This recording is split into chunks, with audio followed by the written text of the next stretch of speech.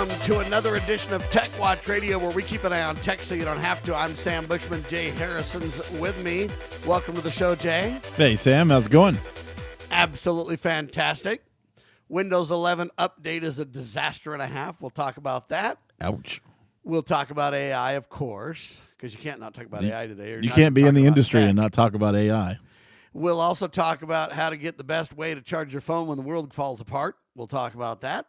And we got a whole lot more. You're watching TechWatch Radio, TechWatch TV, brought to you by NetworkProvidersInc.com. When you want a partner, think network providers. They can take care of your security. They can take care of your help desk needs. They can take care of your website needs.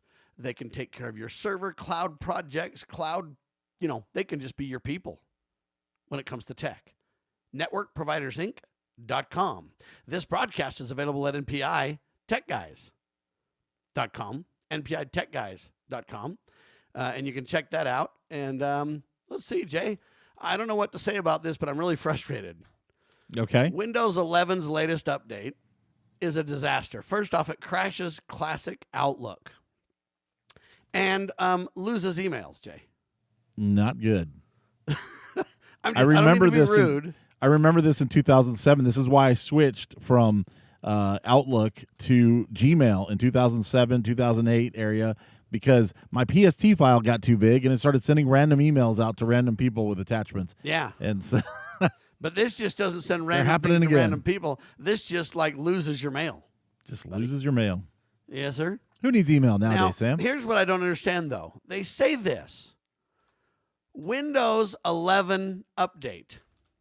Okay, they call it update KB 507 410 9. I guess has made classic Outlook completely unusable, according to users.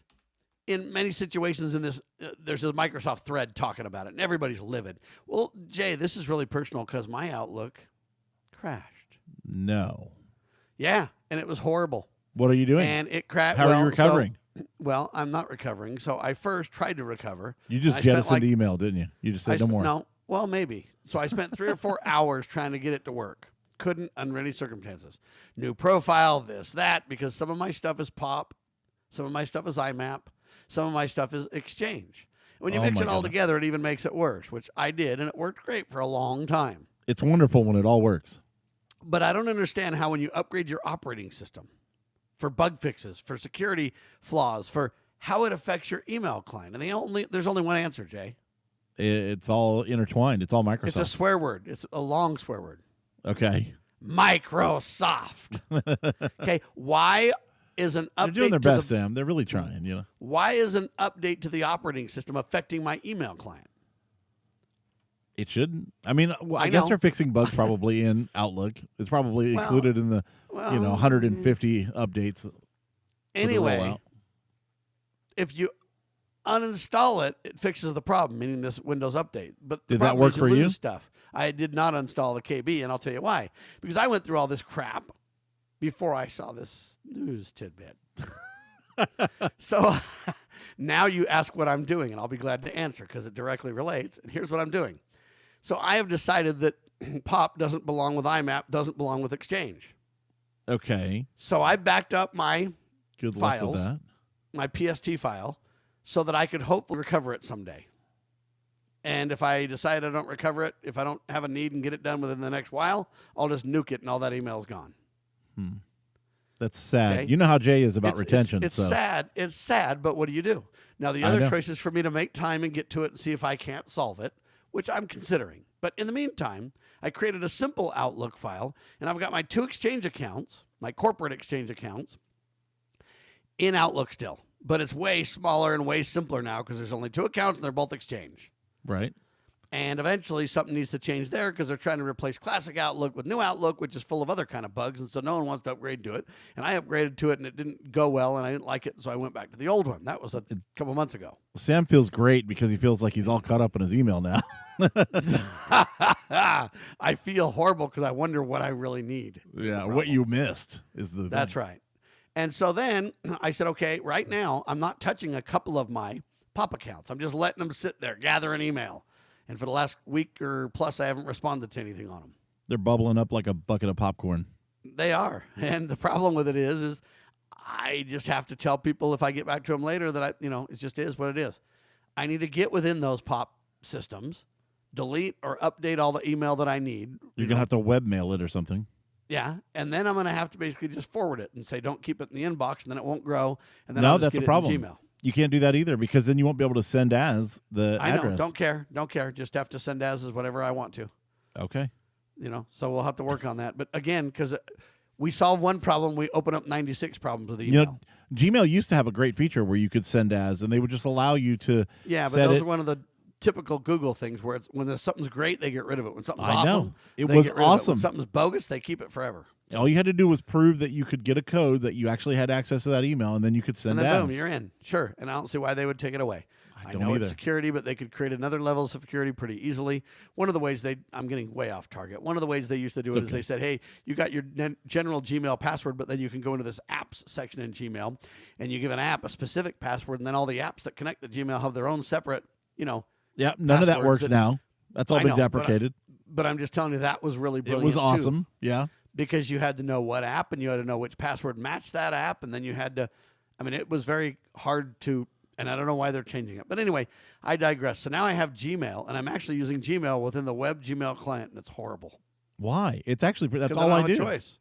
Why is I know, it but you don't have to. Why am I doing it? You don't have to haul Outlook around anymore. You now can listen, just why is it horrible, or why am I doing it? both, actually. Why am I doing it? Because I don't have any choice. Okay, that's a good reason to. That is my point. You can't do Outlook. Now somebody will say, "Oh, Sam, go to Mozilla Mail or whatever that thing is, or go to Thunderbird." What's it called? Thunderbird, yeah, go to Thunderbird. No, there's another one called EM Client. Client. Problems. Have you tried EM Client? I've heard of EM Client, but the problem is it doesn't work with speech for blind people, so can't use it. Oh. Yeah. So the problem is there's no good. So I'm struggling. You're gonna install Eudora probably or something. I'm struggling through Gmail right now, and it's really difficult. Now, have you turned on shortcut keys in Gmail? Yeah. Oh yeah. Okay. I hate them. Because that's a big step. I mean, I that'll hate speed things up. They say it will, but it really doesn't. It's a pain in the butt. It doesn't work well. So anyway, we can get to that a little later. You're not using a modem or something to access it, are you? No. I am using a plugged-in network card with an RJ45, though, to a Comcast router that downloads at 750 kbps and uploads at about 35, and I wish they could get it faster. Oh, my gosh. You should be getting, though. I mean, in reality, you should have almost desktop-like experience, though. It should be as fast as Outlook, right? Especially one with a bloated 4 gigabyte PST file. It would be fast as Outlook if you actually had normal keys that you could operate in. But because you're in a browser, nothing works the same at all. And it's very difficult to manage and everything else. You know, you can customize your keys on there, too. Well, we can talk about that, too. But anyway, all I'm telling you is that Microsoft jacked down my Outlook, and I had to spend a ton of time working on it. And by the time I figured out and got my world all squared away to the best of my ability, then I found out it's a bug they caused. Thank you, Microsoft.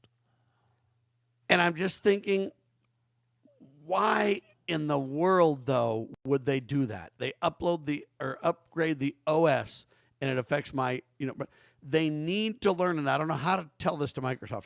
Why are they rolling out these things that just haven't been vetted and tested well enough, Jay? It's not a bug, it's a feature, Sam. Okay, but I'm just telling you, criminy, man. So anyways, I'm really mad right now about that. Then, well, I am sorry that you're having that trouble with your Microsoft. But don't worry about me. I'm just one person. I don't matter too much, right?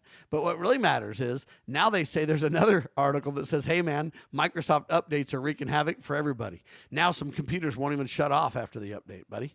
Oh, my gosh. Who shuts off the computer, though, anymore? I mean, really? Lots of people. I don't. Is that even if you pull the plug, it won't shut off?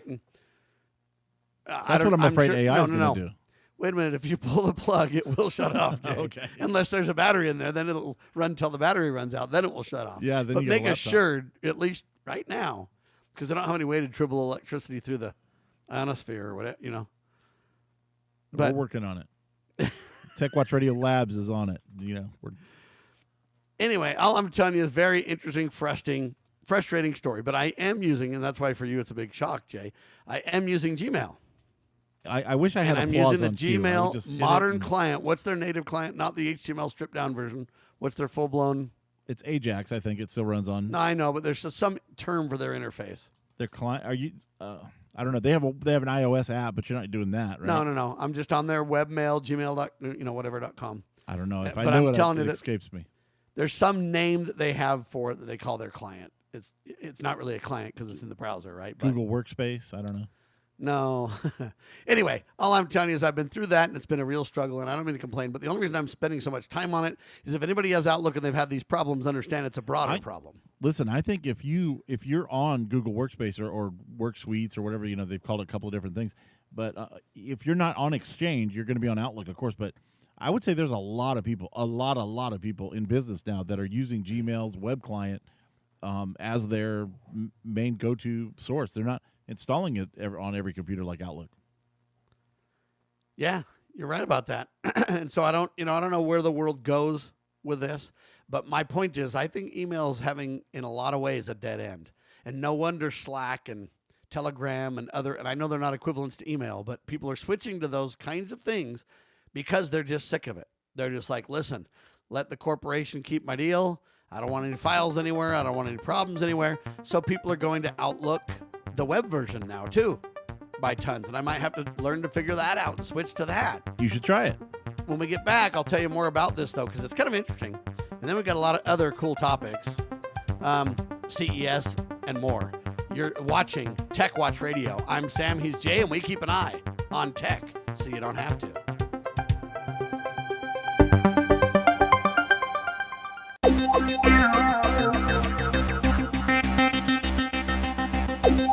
All right. It's Jay and Sam talking tech. NPITechGuys.com, the website for the show, and more. Brought to you by Network Providers Inc.com. So I was basically talking about these email problems that are really frustrating. And, it's not all Microsoft's fault, but email is starting to have a dead end, and I can see why there's not a good, solid email client. Either it's Gmail. it doesn't have enough feature, or it's problematic because it's on your computer. It doesn't know how to mix all the different Exchange and other corporate accounts plus POP and IMAP and everything else under the sun. And so it's difficult. Zimbra, there's so many email choices out there. And all I'm telling you is that it's email is coming to a very difficult position. And it's sad because email is one of my favorite communication tools, Jay.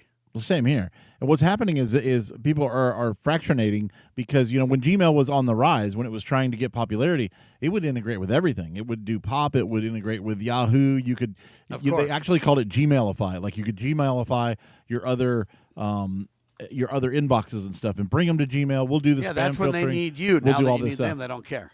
Yeah, so now, and in fact, this end of this month, they're stopping that. You won't be able to pop anymore with your Gmail account to other servers and other things like that. They say the best you can do is forward it. So a lot of people are going to be in the same boat you're in, Sam, actually. Yes, and that's the whole reason I bring it up is that I'm experiencing it right now, so it's real time for me, and I'm kind of going through my experiences. But I know this affects a lot of people. Some people that get their Outlook blown up, other people that are updating Microsoft products and having their computer not even shut down, and all kinds of other problems. Look, understand it's not you. It's not your computer.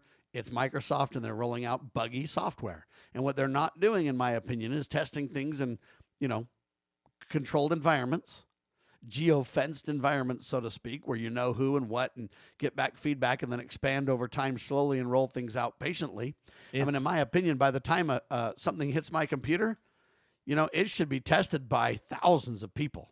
Who else has the hardware, the resources, the money to actually test this stuff and make it happen? It's really kind of inexcusable for Microsoft, being the enormous giant that they are in this field, to not have this stuff better vetted before it rolls out. I agree. And so this email thing is disastrous. So I'm just going to basically take Exchange, put it in Outlook where it is now. It's slimmed down and works great. Then I'm eventually going to work on the web Outlook client, because then it's all in the cloud and they maintain everything. I don't have any files. I don't have anything. If they lose my email, I'm screwed. But other than that, it's the most stable environment that I can get, right? And you're just going to forward everything to that? Well, no. Then I'm going to basically have that live in Gmail. I'm going to have my other things live in their Outlook world. And then I'm going to find out what to do with my POP and things, and I might just get rid of them. Wow. Yeah, just get radical. Just say out with the old technologies, buddy. IMAP and POP and SMT, SMTP is still here through its All I'm telling you is I won't need to worry about any of those protocols. I'll just simply say whatever it supports with its client on the web, and that's how it is. If you want to get a hold of Sam, you're going to have to text him, guys. That's all there is to it. Texting's a whole nother topic of frustration. But email is my favorite communication. I don't like it when people are on Slack or Telegram. I don't like it when people are, texting, because what they expect is either one, real-time fast answers, even though I've got things to do in my world, and I'll get to you when I need to get to you, not when you decide you're going to just ping me on the head. Okay? That's why I love working from home, not in the office, because when I'm in the office, everybody wants to come by and talk and derail me 96 ways from Sunday, and I can't get any work done. Everybody needs 24/7 access to Sam Bushman. Not a chance. What they need to do is get in the queue, baby, and that's what email does perfectly. I know. I do the same thing. I do a lot of my work is queued up, and I work from my inbox. I'll even send myself emails when I have something that I need to do. Exactly. And then Google prevented you from sending yourself emails. Yeah. They conveniently, sometimes like you'd have to manually CC yourself.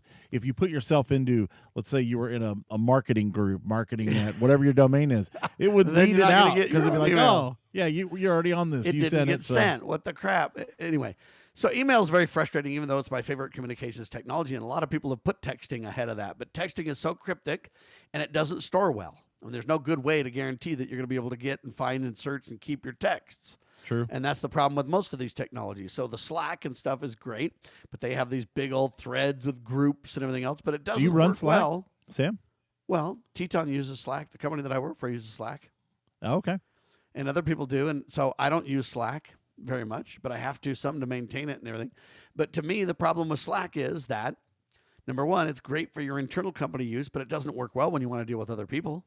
Right, especially those that don't have Slack. So then people resort to text for that. And the problem with all that is now they've got communications that we can't really keep track of for corporate reasons, which we need to. Mm-hmm. And, then the Slack is good, but you got to pay for Slack. I mean, it's more expensive than an email address. Anyway, and I know it's more powerful and everything in a lot of ways, but anyway, it's a long story. So I just believe email is kind of under assault. They've got to get spam down in email more. They've got to, make it to where it's easier to find things in mail. Like half the mail searches just don't work good from different places. I don't know why, but you would think today in modern times you would get search to work. But I'm my genuinely search was broken surprised. in my Outlook for a long time too, and I couldn't get my search fixed. I'm genuinely surprised actually at how well email still does work after all these years. And they have, I think, made some great strides with DKIM and the SPF records and all that stuff. They've cut down spam a lot, and they are making. But it's a bad way to deal with it because as an administrator, it's a pain in the derriere. But I know it does. It does cause a lot of fences for the IT guys to put up, but that's why you got to have good IT people because they can make that stuff happen and get your email through and block all the ones that aren't. That's right.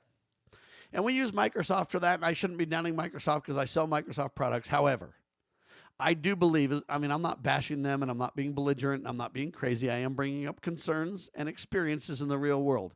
And I hope that feedback, from people that really support Microsoft, which I do. I sell Microsoft products. I support them. But I think it's refreshing to be able to, instead of everybody just talking the Microsoft line 100%, and then anybody else is frustrated, and they're like, you don't even get it. You're just a hack for Microsoft. No, I tell it like it is. I'll tell you when I'm struggling and why, and I'll tell you what I hope they can do for solutions. Right? There's a lot of looking forward good things that I'm hoping out of this. There's a lot of room to gripe grow. And down the company. And I think that they hopefully will listen to feedback. If they're going to spend all their money doing, for example, surveys, they might as well just listen to like Liberty Roundtable and TechWatch Radio and all the different shows that I do and other people do in tech. And they'll probably get enough feedback virtually for free, just the guy's time to listen. Right. And they should be listening to that feedback and that from way the you'd industry. have real feedback from professionals. My feedback is not meant to be critical. But when my Outlook crashes, when I can't use a search tool in my email, I get really frustrated. And email is my favorite. In fact, I try to tell companies email should be your top communications tool. Why? Because it can communicate in anybody in your company. If somebody's paying attention, it can go back and forth fast, almost as fast as a chat. Right. And it can be delayed if necessary if you're busy and you don't feel this pressure. See, that's the problem with some of these modern tools is they put this pressure on you to where you got to look at it all the time and you got to respond fast. And I know that people say, no, you don't. I know, but when it's in front of you all the time, it's really hard not to be derailed or interrupted at least by it. Whereas email doesn't do that. I just look at my email when I look at my email, and I look at it, several times a day. But if I'm in the middle of a project, it might wait an hour and you get an answer. That's okay. We need to get back to that world. So I tell companies to use that as the top communication source, one, for the points that I'm making. But secondarily, the other valuable part about email is it works inside and outside your company. There's no change in communication tactics between the two. If you want to include somebody from the outside, boom, it's simple. That's right. If you want to, universal. If you want to get, yeah. And so I believe, and the other part about it is if you got a good search tool for your email, and or if you've got, the ability to find things, like you organize things well in folders or whatever you need to do, then you can find things easier than you think you can. It just takes maintenance and organization. But then you've really got contracts or agreements or conversations that, and they're not hard to find. And if they're in Slack, hey, now I got to get that channel or that whatever. I don't know that I want to keep all the comments that were in that thing. I just want to keep the conversation between me and this person or whatever. It's very hard to kind of isolate all that in the right ways. With email, it's easy. You just take the conversation that whoever was in it, make sure no one's CC'd for the future, and you can edit it easily, you can do whatever, and then send it. You've got total control to keep track of important data. And likely, if somehow you lost it, if you talk to the person that you were communicating with, they might have it, right? So you've even got a half of a backup in that scenario. And anyway, I know people think I'm crazy. They think the modern tools are better, but I'm an advocate of email. And my whole point of this is I hope we can get Microsoft to be different than Google, or Google to be different than Microsoft. Who wants to take the lead is the point. I think both those companies. But what I think they both realize that email's critical. To say, hey, let's make email communicatable all around. Let's make it as ubiquitous and awesome and stable and robust and safe and backupable, if that's a word. I want to be able to back up my emails on these services. I need to hit a button and have Google download me a file. I think in Google now you can do that, actually. I hope so. Not anybody really does that too much if you're leaving or something or doing whatever, but they have made it easier to export your data from Google in Google Workspace, which is good. I applaud them for that. I'm just saying it's smart to want to have a copy of it. And I've just got the free Gmail right now. And I may have to do paid or something, and that's where they're going for sure. But they're really pushing that. I think that email is really one of the best tools. And the sad part is there's no good, stable way to ensure your data integrity in email in any way. And there's no good, great connectivity, simple solutions that just work. So Microsoft just went down several days ago. And their Outlook and stuff was down. No email worked, right, Jay? Right. That's right. And exactly. I thought it was just me or somebody else, and we dug in, and no, it's a broad outage.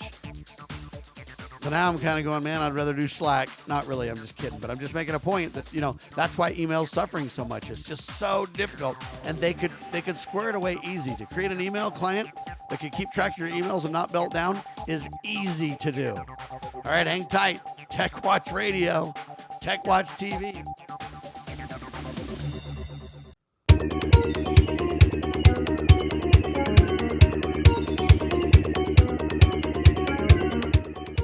All right, TechWatch Radio, TechWatch TV continues. Ladies and gentlemen, we keep an eye on tech so you don't have to. One of our other goals is to make sure tech serves you, that it doesn't own you. And AI is kind of getting that way, Jay. I don't know if you know this, but a lot of people are starting to go, hey, man, AI is bugging.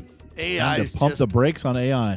AI is everywhere. Everybody thinks they're AI, and half the time they're really not. When I chat with AI, it used to be cool because it was so revolutionary, but now, it says the same crap back to me all the time.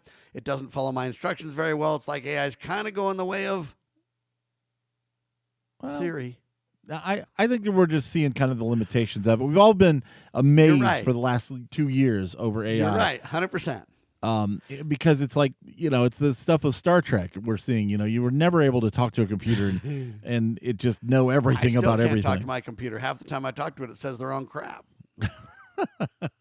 You need a better mic, Sam. No, I don't know. No, it's on Siri, and Siri just can't, do it. Siri's not a computer, okay? Siri's like... Okay, so what do I need to carry around with me then that I can talk to that will be my AI tool? You got to install the GPT, on your app, the app in iOS.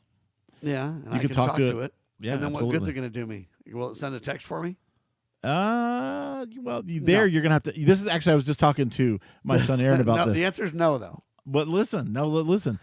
I think that we're going to find in the next couple of years, you and me, Sam, we're going to set up separate computers with an agent on it, because we don't want it in all of our stuff, our credit cards, our emails, everything. Right. We want to kind of compartmentalize it, but it's going to do some of the work for us. I know. You need I agree, to do an 100%. email. You need it to encode files or do whatever, and it might be able to just do some of that grunt work. That would be kind of cool. It's going to be, and it's going to be cool, and it's going to be awesome. And I'm not telling you that AI is not here to stay, because it is. And I'm not here to tell you that it won't get better, because it will. I'm just here to tell you right now, people always thought AI was incredible, but now you're seeing a backlash in society where people are frustrated and going, it ain't what we were told it was. It's not as good as we thought it was. Now I can't even buy a computer because RAM is so expensive because everybody's doing AI. Stupid stuff with AI, just AI stop. And so they had a big CES show, and there was a lot of computer companies there that had tons of AI, Jay. AI was the buzzword at CES this year. But now Dell has announced. Some people are saying Dell says no, right? Yeah, they're saying that, hey, we're going to step away a little bit from AI-capable PCs and back to consumer and gaming products. Kind of like you might not do an electric car. You might just buy a gas vehicle, Jay. Kind of like that. Yeah, or maybe a hybrid or something, Yeah, they're just saying just go with pure gas, but that's me. That a few consumers are purchasing new computers for AI capabilities. It's true. But they're promoting the shift in focus while still honoring the Microsoft partnership. They got sales of Copilot PCs and all this. But Dell is reviving its XPS line. That was their gaming system line in response to consumer feedback, but plans not to emphasize AI in the marketing of these XPS machines. This decision comes amid the expected PC cost increase of about 20% due to market conditions with AI-driven RAM shortages. We're also seeing hard drive shortages because of it too. And Dell's just saying we're going to take another look at this. And there are people that are like, hey, I don't want AI. I mean, I constantly uninstall Copilot off of Microsoft machines. A new study just shows no one's using Copilot anyway because everybody hates it. Right. It's true. I mean, I don't hate it, but I don't want it.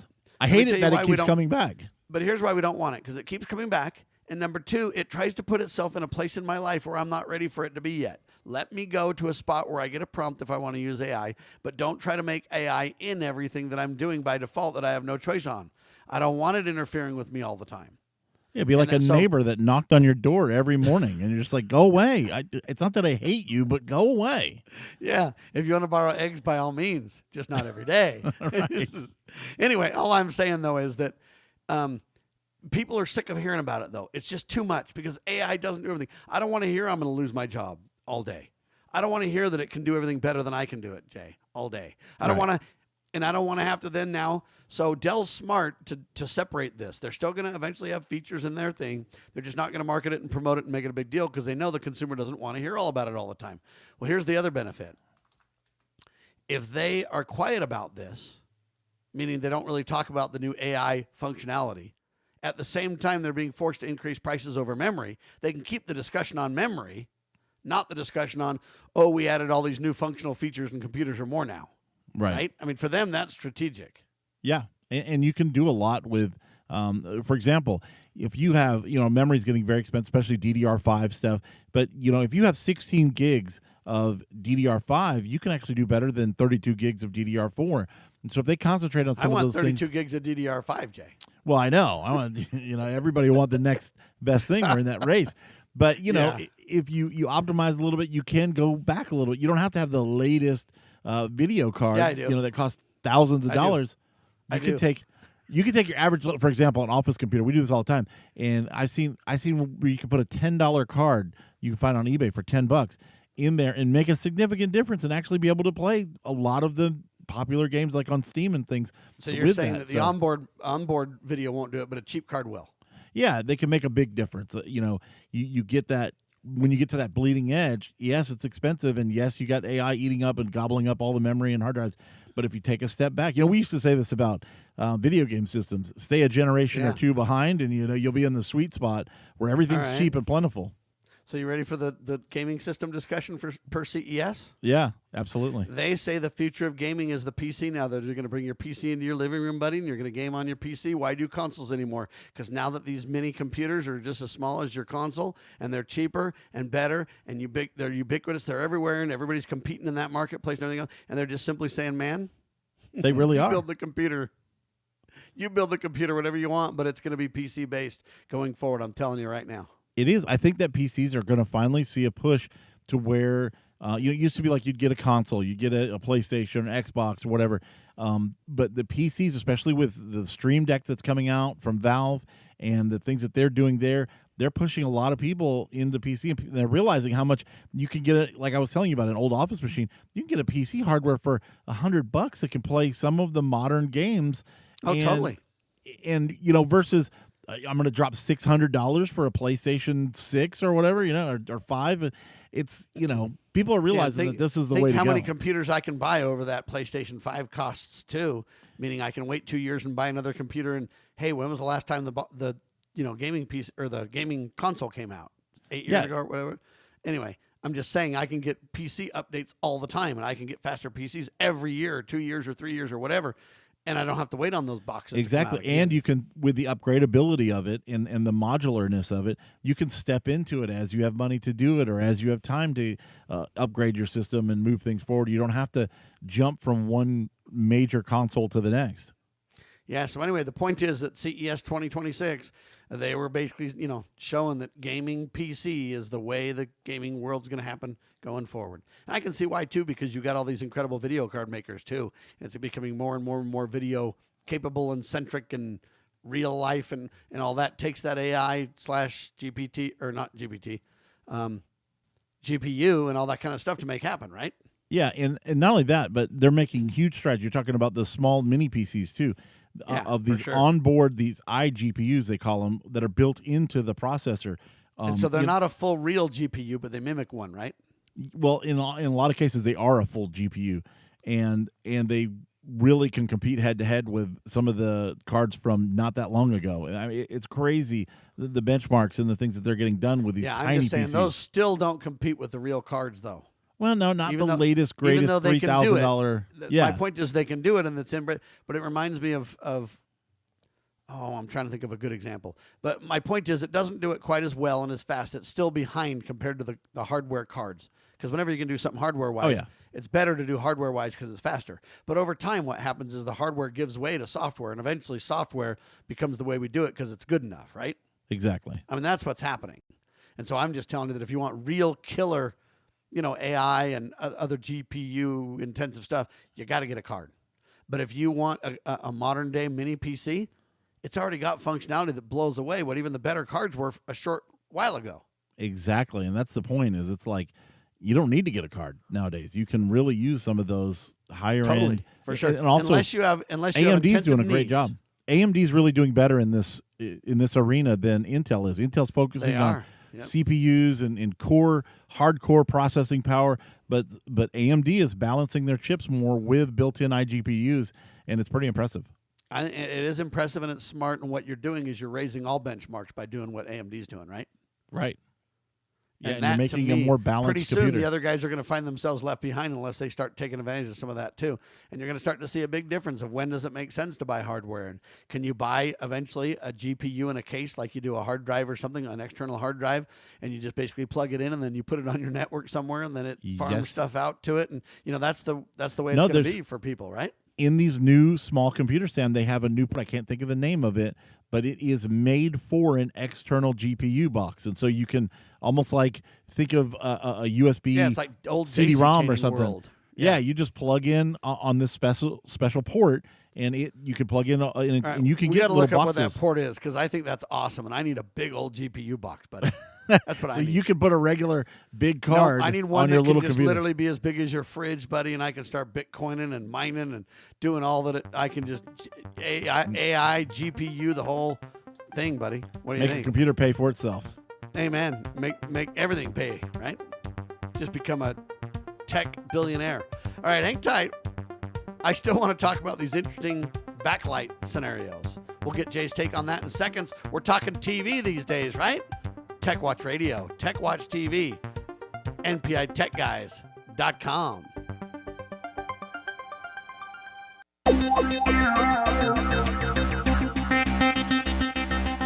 Yeah, ladies and gentlemen, expect over time we will be bringing a bunch of people into the round table of tech, man. We keep an eye on tech. We're going to have all kinds of people, man.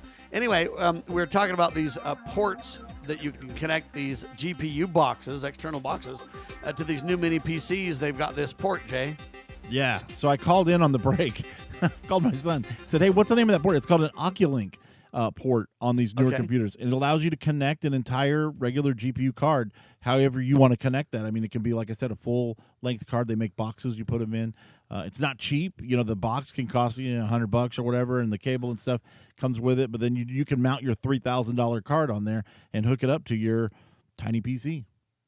That is incredible. And the question becomes, how much, what's the OCUlink port or cable, or I don't know what you call it, connector, able to support in terms of, speed and different things compared to if it was internally a card in the machine, right? Is there a difference there? I don't know enough about it to even call on it, but I would assume that it's close or comparable. There may be some kind of bottleneck. I don't know.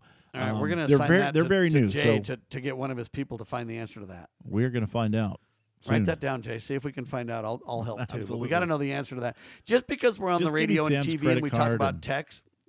Now what? I'm just kidding. If we need to and it makes sense, I'm willing, because I do believe in investing. I do have a little budget in my IT world for testing and for R&D development, and I have that, and so I don't spend a lot on it compared to other people. If I can get some incredible sponsors, I could spend a lot more. Absolutely. Just saying. But all I'm telling you is we are really doing pretty good with it, and I'm willing to spend some money on it, and we'll get some answers on that. But anyway, I want to know kind of the differences there, and I want to see what a difference these GPUs, if you take one of these new mini PCs that already have it internally, and then you add an external one, can you gang them together, or do you have to specifically point to one or the other? Anyway, there's a lot of questions that I have about some of that, but we'll dig into that another time. For now, though, there's this weird thing, Jay. It's called is it a Govee or Govee? The Govee. Yeah. Yeah, Govee. In visual LED TV backlight. So what this is this is a camera that you mount on the bottom of your TV, and it looks at the screen. It figures out where the actual picture is, and then you put a row of LED lights around the backside of your TV, and it projects in those quadrants of wherever the screen is. It projects the same color that's on screen at the time. And what it does is kind of gives this effect that fills the room. It makes the TV, the backlighting of the TV, match what's going on action-wise and everything else happening in real time. And it kind of like, it makes your 50-inch TV feels like it's filling up the whole room because of the lighting effects that go along with it on the walls and the rest of the room. And in fact, with this Govee Link, you can even get where it's called their Dream View feature, and you can sync other lights in your room and kind of tell it where things are. If you have color lights, and it can really make the atmosphere of the movie kind of immersive. You can turn it into a virtual room for your how expensive is this, and is it hard to do, or is it worth doing? Have you done it? I have seen it done before. I've seen some of their early prototypes, which are pretty good. There were one camera. Their newest system is like a dual camera. I taking a guess at it, I feel like it was like about $100, $120 before. I don't know what the pricing is on their latest version. I would think it'd be similar to that range, but it is pretty cool. I've seen it in action before, and it is pretty cool. It's a neat parlor trick, to add to your TV, especially when it's movie night and you got all the lights out. It's pretty cool.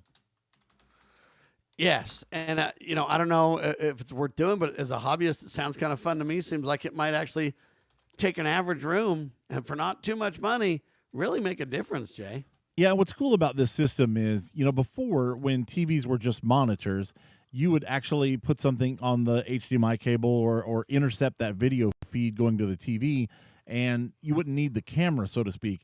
But now you got so much going on inside your TV that without like some kind of ARC bypass or way to feed what's going on the TV itself, this just makes a very simple answer to that by mounting a little camera just off the front of your TV that's looking at the screen and paying attention to where those colors are. And it eliminates all of that, trying to get a feed out of your TV to sync with. And do you just need that thing on the bottom, or do you have to have all the lights too? Like, can you do components of it, or do you have to do the whole thing? Well, I think to do the base is to have the LEDs that come in the package has a camera, and the LEDs strips that go on the back of your TV. And that's kind of like phase one. I think you can add some other lights or maybe additional things to it, but I don't even think most people do that, although it's possible. I just think it's just cool that it expands your television presence and influence into the room much greater. But I'm just saying you can just do it with that one piece that's the computer, or the camera at the bottom, and not have to do all the extra lighting, or do you have to have all that lighting too? You have to have the lighting, of course, in order to make any difference. I mean, you could put the camera on there, but without something to trigger and influence, it doesn't. There wouldn't be any point to it. Okay, this thing's like $44 to $75. They say for the general kind of thing. It's around much less 70 to expensive 100. than I remember it being. Yeah, So it's a must have little come down. less. It's a little less, and they have all kinds of different packages now and stuff too, from what I see here. So I just thought that was kind of interesting and worth Cool stuff. Home theater stuff. Anyway, all right, what do we got next, Jay? Well, Valve says it's going to eliminate 32-bit support in their new Steam version for Windows. So most modern systems are unaffected because everybody's on 64-bit now CPUs. But additional updates and expanded support for Nintendo Switch 2 controllers. They're going to add GameCube adapters alongside with a bunch of bug fixes. And they're moving forward. Their newest Valve handheld thing that supposedly is running on Linux. They've got a lot of cool tricks that they're using to run Windows games on Linux, not just Wine, but other things that they're writing. And I think that I actually think that Valve has more inertia to bring Linux mainstream than anybody else right now, if it's going to ever happen. And they're going to bring Linux straight into your living room, Jay. Yeah, or straight into your living room, straight into your handhelds. They're going to compete directly with the Nintendo Switch and these kind of things. And and it's going to compete with Android too. Yeah, it really is. A lot of people are gaming on their phones and getting adapters and things like that. And I'm excited about that. Liquid cooled phones. All right, let's bring it. I need a phone that just actually stays charged. Can you get me one of those? I have seen some of these really big rugged phones, They're like you're holding a VHS cassette battery instead of and stuff. Yeah, but the battery would last for a week. You charge it, you go to a construction site in Anchorage or something. Right. You've got the problem is for people that in their nice, modern day go to work clothes and everything else, they don't want to be having this big old bricky thing. Come on now. But then what we have to do is carry around these extra chargers. What are those things called? Battery banks or whatever? Yeah, exactly. What's the best battery bank? I need a new battery bank anyway. There's so many, Sam. There's so many. I know. That's the problem. I've seen some best cool one. retro banks that clip to the back of your phone with the smart. No, I don't want that. I want just one that I can carry around with me in my suitcase. That when I go places, it can just do it, but be big enough to have as many charges, but not so big I can't carry it around, and not so big the airport won't let me take it and stuff. Right? Over in China and Japan and stuff, you can just use a QR code and you can check them out. They're in these little banks all over the place. Looks like a little locker with a bunch of them, and you can just. It's kind of like it reminds me of the the little cycle scooters that you could just rent anywhere, Lyft and Lime and all those things. You just have to pay $2 or whatever it is. Yeah, you just pay $2 and you get a brand new one that's completely charged, and you can take it with you wherever you go, and then you could just go to another one and swap put them it out in and take it out. Yeah, I think that's the way we ought to do it here. In fact, they were supposed to do that with these little tubes that they were supposed to sell us several years ago that never materialized. Yeah, that. For some reason, that didn't make it out. But that would be cool, though. Hydrogen fuel cell that would power your phone. That's why I'm bringing it up. It was very cool. Anyway, all right. I need to add different clocks to my system tray, Jay. I just time zoned out, buddy. Any quick ways to get that done? Well, Dynamic Bailey has published a guide on setting up additional clocks in Windows 11. The guide explains Dominique, though, by the way. Dominique, I gotcha. Yeah. How to add additional clocks to the system tray for users dealing with multiple time zones. The procedure includes right-clicking on the clock at the bottom of the screen, adjusting the date and time settings, selecting time zones, naming the clocks. The feature may also display seconds if selected, which is kind of a cool feature they added to Windows 11 before you had to use a registry hack. The additional times are viewed by hovering over the system clock tray. That's kind of cool, I guess, if you need that. Usually, for example, Sam and I are in 2 different time zones. We're 2 hours away, so we're actually 2 time zones away. But, you just do the math in your head once you get used to it. Yeah, that's easy, Jay. But when you work with people around the world, so I work with people in the Philippines and everything, and, buddy, we change daylight, and we're not daylight, and then you got Arizona that doesn't change times, and then you got these people in the Philippines, and they don't change their daylight savings time. They don't do that either. And so, buddy, I just don't know what time it is. And so for places that I need to talk to people, I mean, it's a brilliant, cool, simple little deal. Have you tried this yet? It's pretty cool. I have not yet. Okay. Because I need time, you could just make your studio look like one of those old newsrooms with all the clocks from every time zone around. Every time, yeah. And then I'd be Zach would be looking at the wrong one. Our producer would look at the wrong one all the time, and then it'd tell me the time, and I'd be all, I'm just kidding. It's the kind of thing where it's just there's too many things sometimes, and it's a good idea because it adds clocks. It's a bad idea because if you're not careful, you need to make sure you pay attention to which clock is which and stuff. Exactly, you get jet lag. Don't you think people would just literally quickly go, time and not pay attention to which clock by mistake and stuff? To me, that possibly, could happen. Yeah, but I think that people mostly not everybody's dealing with, people internationally and everything like that. So for the most part, people can keep it in that, or they'll just ask Siri or something. Jay. Yeah, it's getting smaller, right? Yes, it is. All right, Airbus. Tell us about this one, Jay. This is fascinating to me. You never hear these kind of stories. Airbus has urged airlines to update the software on their A320 jets due to potential data corruption from intense solar radiation. We were getting those solar flares here recently. This issue affects about 6,000 planes globally. Not all A320 models are impacted, but about 1,000 older aircraft will require new hardware and more time to fix. The European Union Aviation Safety Agency issued an emergency directive to fix the problem before the next flight, so that's going to ground a bunch of planes. The fix typically takes about 2 hours per aircraft. American Airlines, with 480 A320s, is addressing the issue, and they emphasize safety despite the expected minor delays. Delta Airlines has 305 what do you got, 480, of them. basically 1,000 hours then, just say? Yeah, exactly. I think across the board, that should be pretty easy to get done, though. Come on now. Yeah, it should happen pretty quick, I think. It's but, not one but guy all doing I'm it telling either. you is it's interesting to hear, though, that solar radiation or whatever from the sun can literally make planes go berserk right now. That's a big concern, my friend. That is. And it could just get worse over time. Be ready for that. All right, well, we keep an eye on tech so you don't have to. Thanks for being with us. NPITechGuys.com for our website. NetworkProvidersInc.com for your partner. Make it a great tech day, will you? Hey, thanks.